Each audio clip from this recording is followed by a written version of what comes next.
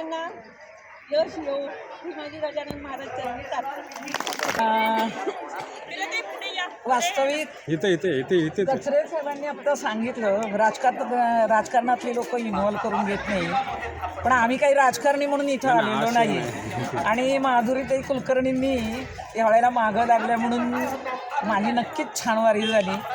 आणि सगळ्यात महत्त्वाचा इथला अभिप्राय द्यायचा म्हणजे इतकं नवल करायची गोष्ट आहे की इतकी लोक येतात जातात, पण वेळच्या वेळी नाश्ता, वेळच्या वेळी जेवण, चहा आणि स्वस्त रिक्षा व्यवस्थाही बाहेर स्वस्त आहे.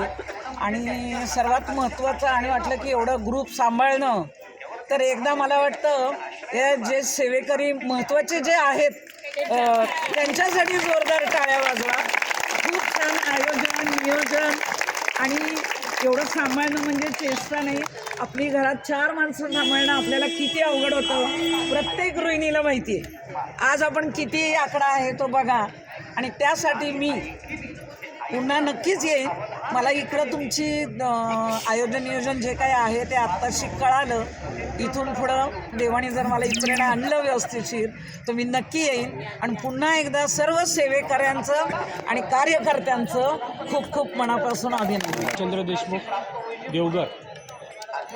उपस्थित बंधू आणि भगिनींनो, माता पितांनो, आज मावळ तालुका पुणे जिल्हा आयोजित शेगाव वारी आपण सर्वांनी त्या ठिकाणी एक चालती बोलती वारी जे नियोजन आहे संयोजकांनी केलेले मध्ये योगेश कचरे भाऊ असन, राजकर बंधू असन, वाडेकर असन, मोरे असन, डोपे असन, या सर्वांनी जी मेहनत 2 महिने घेतली सर्वांची